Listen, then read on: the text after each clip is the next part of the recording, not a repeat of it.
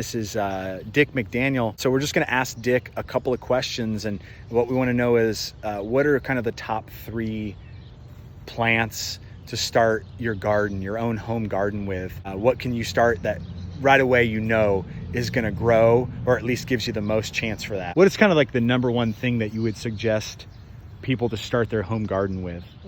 In the early spring, in fact, you can even plant it when there's snow on the ground. You can put your lettuce and your spinach down just to get them started.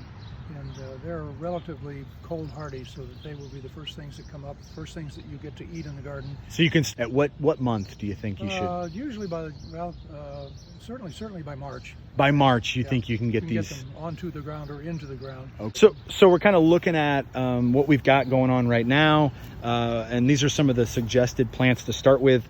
Dick, what do we kind of have here right in front of us? These I do start inside early, but they can be planted out a little bit earlier too, because they are frost resistant.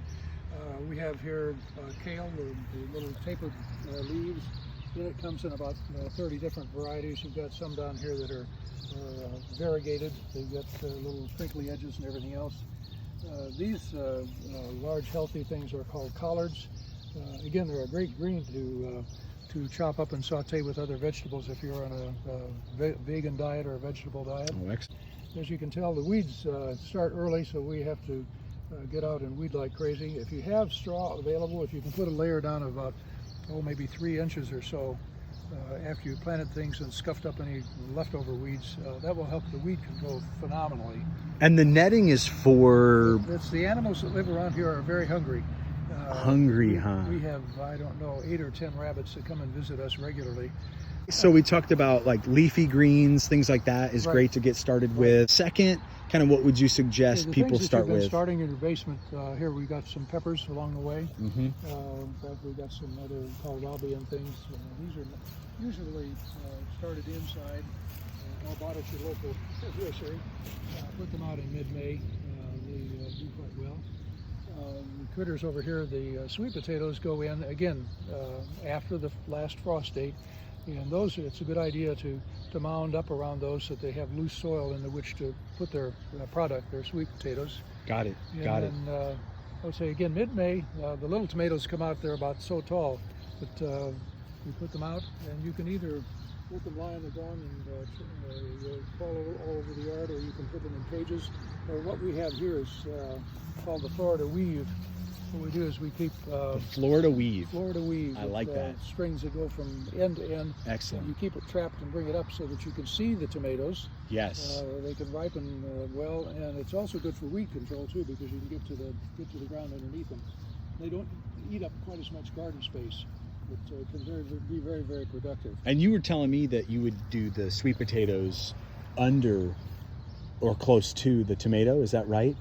They are good ground cover. Good ground cover. So that's what you were talking about with the sweet potato too. They can be weed control on their own. Excellent. So we put them around the base of the tomatoes here. If the tomatoes aren't falling over, but if they're around the base of the tomatoes, then they'll shade the weeds and keep it from becoming a real problem.